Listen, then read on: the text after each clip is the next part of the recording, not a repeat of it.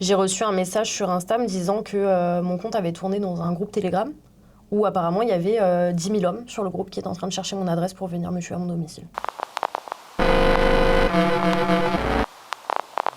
Je m'appelle Luce, j'ai 27 ans, je suis créatrice de contenu sur les réseaux sociaux. De base, je poste du contenu sur les tatouages, les piercings, etc. Et j'ai décidé de confronter mes haters en contactant leur maman. Je décide de retrouver les mamans de mes haters, partie 2 sur...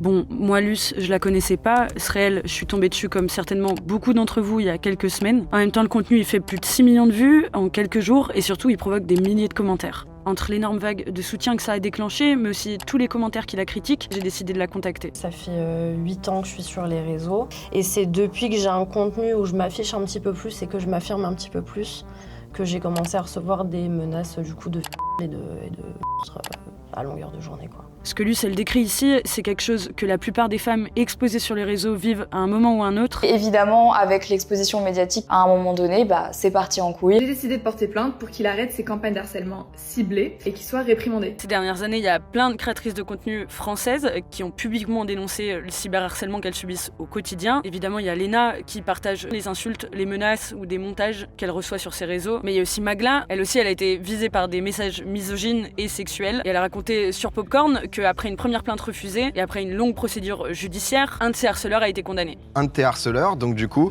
avait été condamné à une peine de prison d'1 an, dont 6 mois ferme. Ouais, c'est ça, avec interdiction d'approcher et interdiction d'exercer le métier de streamer, qui faisait compte sur compte et qui me menaçait de mort, de tuer mon chien, de venir. Du coup, oui, des quasiment centaines de messages par jour avec plein de comptes différents, sur plein de réseaux différents, ce qui fait que tu pouvais pas juste bloquer la personne ou autre. Je pouvais pas le bloquer, en fait je le retrouvais même sous Popcorn des fois quand j'étais là, sous les vidéos de Zach Nani, c'était partout.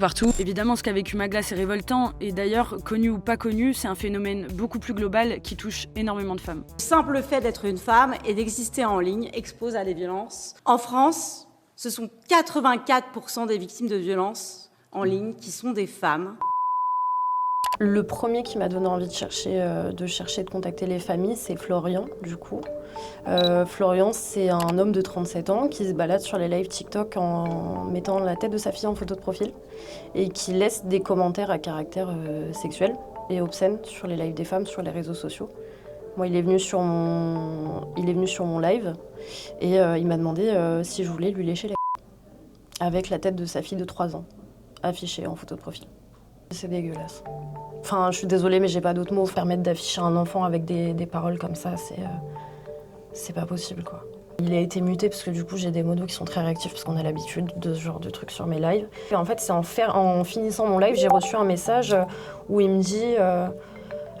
arrête de faire ta tana, espèce de t'inquiète pas, le monde est petit, je vais te retrouver, enfin quelque chose du genre, j'ai plus le message exact en tête. Tu tapes son nom? Ouais, c'est ça. Je vais sur son profil et en fait je me mets à fouiller son compte. Parce que là, je vois qu'il a un pseudo, mais il a pas de... Il a son nom qui apparaît nulle part. Ok. Je vais regarder les commentaires, les j'aime sur les publications, les abonnements, les abonnés, etc. Et dès que j'ai un compte qui me semble un petit peu familier, qui laisse des commentaires un petit peu privés, entre guillemets, je croise les informations. Je vais généralement sur Facebook ou sur LinkedIn.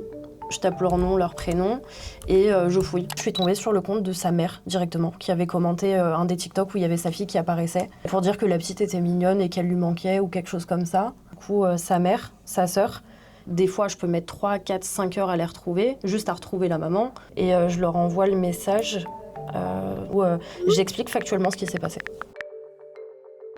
J'essaye de faire au mieux pour pas les brusquer, elles non plus, parce que je pense que ça doit être un choc.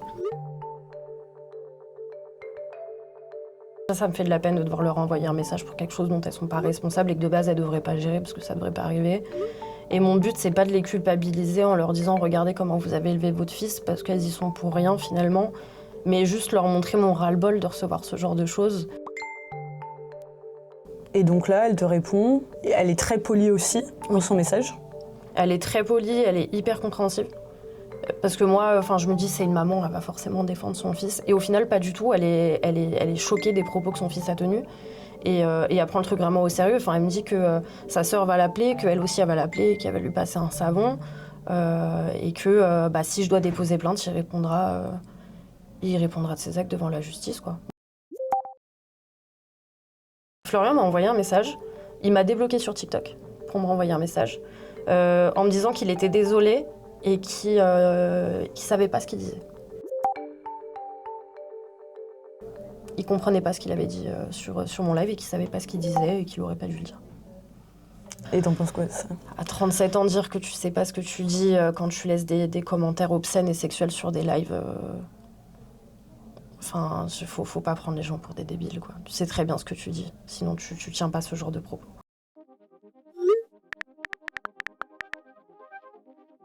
Histoire de pas non plus la laisser comme ça, moi je lui ai envoyé un message à sa mère pour lui dire que j'avais bien reçu le message d'excuse.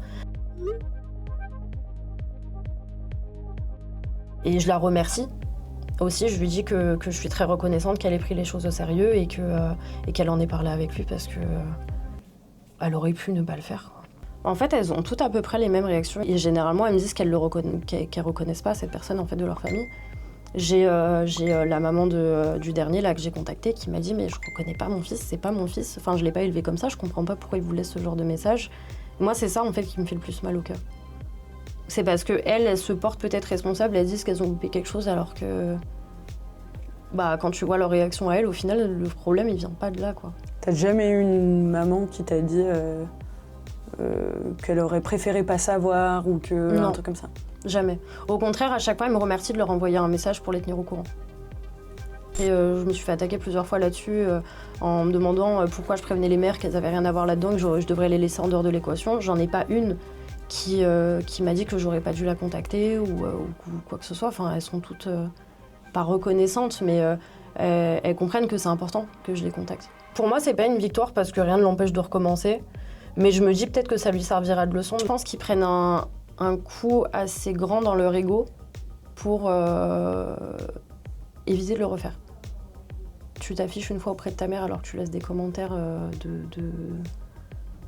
des commentaires débiles comme ça sur les réseaux, je pense que tu y réfléchis à 2 fois avant de recommencer. Dans une de tes vidéos, tu dis que tu contactes aussi les employeurs. Alors, j'ai un cas où j'ai contacté un employeur et où il y a eu des vraies répercussions derrière. En fait, ce monsieur est venu dans mes DM en me disant que toutes les femmes méritaient de se faire et que lui allait participer à ça et que son but c'était d'en un maximum. Et en fait, je me suis dit, mais c'est juste laisser quelqu'un de dangereux en liberté parce que ce mec-là a un travail, il sort dans la rue, il a accès à des femmes, entre guillemets, où il pourrait potentiellement leur faire du mal. Enfin, moi, je fais quoi de l'information? Je la garde et puis le mec demain quelqu'un et au final, j'aurais prévenu personne, quoi. Je pouvais pas garder ça pour moi. Donc, j'ai décidé de contacter l'employeur avec les captures d'écran à l'appui, etc. Bon, manque de peau, il avait vraiment tout laissé sur son profil, quoi. Son nom, son prénom, donc vraiment pas caché. Et au final, donc cet employeur-là, il en a parlé avec lui. Il a pris aussi les choses très au sérieux. Il en a parlé avec lui et en fait, il a posé des questions aux femmes de l'entreprise pour savoir si elles avaient vu des comportements bizarres, etc. Et en fait, il s'est avéré qu'il avait déjà agressé verbalement, sexuellement des femmes dans l'entreprise. Il s'est fait virer. J'ai pas de peine pour ces gens-là. J'ai pas de peine parce que je me dis peut-être que là, ça leur servira de leçon et que ça évitera que demain, ça tombe sur une autre fille.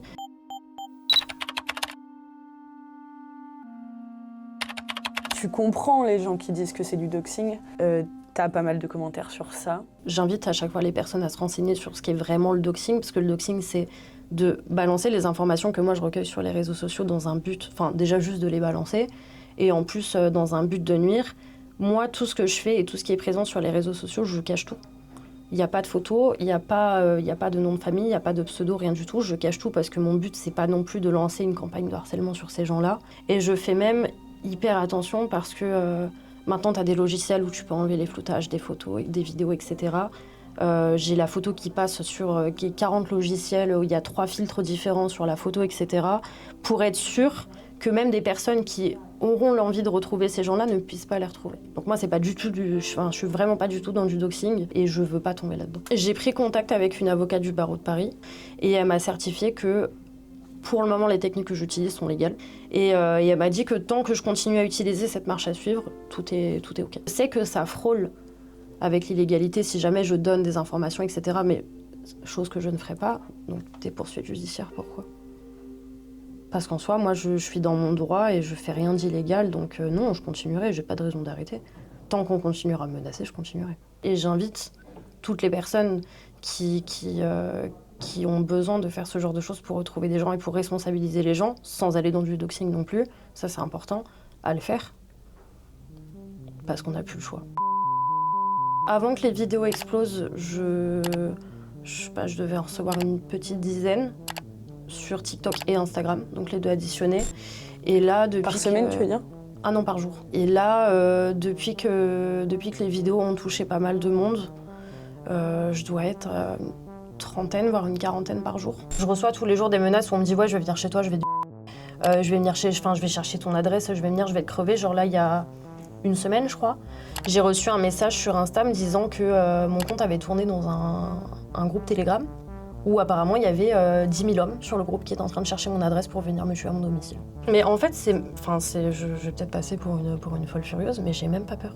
Parce que c'est juste des gens qui ont un profond mal-être et qui ont besoin de décharger de leur quotidien pourri, où ils se sentent pas bien, où ils ont des problèmes. Et en fait, leur seul échappatoire, c'est d'être méchant sur les réseaux. Parce que j'ai essayé à plusieurs reprises de dialoguer avec eux et en fait, c'est juste des insultes à n'en plus finir, des menaces à n'en plus finir, donc il n'y a rien de constructif. Donc eux, vraiment, je les laisse de côté, je contacte seulement des gens de leur famille. Je me suis dit que de les confronter à leurs propos avec des gens de leur famille, qui croisent potentiellement tous les jours, et qui pourraient potentiellement leur en parler, je me suis dit que c'était peut-être le meilleur moyen de les responsabiliser et de leur faire rendre compte que il y a la vie réelle aussi qui est raccrochée au réseau et que c'est pas que les réseaux, c'est un monde à part et que ça reste virtuel, quoi. Voilà. Quand on voit ça, on se dit que la réponse, elle est forcément judiciaire, sauf que dans les faits, c'est pas aussi simple. Si le devoir était fait par les personnes qui étaient censées le faire de base, on n'aurait pas à le faire. On sait que la justice en France, elle est encore trop retardée par rapport à ce genre de cas. En fait, la loi, elle permet de poursuivre le harcèlement en ligne, y compris quand la victime reçoit des messages haineux de la part de plusieurs utilisateurs qui sont pas reliés entre eux. Ça veut bien dire qu'un seul message suffit à ce que ça soit qualifié de harcèlement. En tant que victime, le premier recours, c'est donc bien sûr de porter plainte. Pour ça, sur le site du gouvernement, les autorités recommandent aux victimes de conserver un maximum de preuves pour appuyer leur signalement, capture d'écran, message, pseudo, lien ou vidéo, avant qu'elles soient supprimées. Pourtant, malgré tous les dispositifs mis en place, on estime que moins de 3% des cyberviolences donneraient lieu à des poursuites judiciaires, et c'est un phénomène que Luce, elle a pu observer par elle-même. Personne ne le prend en charge. Moi, des plaintes, j'en ai déposé plein pour des menaces. Alors, je dépose pas plainte parce qu'on m'insulte sur les réseaux, bon, ça, voilà. Mais pour des menaces avérées où on me dit qu'on va venir me tuer ou me virer, j'ai déposé plusieurs plaintes, ça n'a jamais abouti, j'ai jamais eu de nouvelles. J'ai des plaintes, je les ai déposées il y a 3 ans, j'ai toujours rien. Et en fait, je me dis jusqu'où on va devoir attendre avant de se dire « ok, là, faut que je bouge ». C'est donc précisément cette absence de réponse et parfois cette solitude qui ont poussé Luce, il y a quelques mois, à agir par elle-même.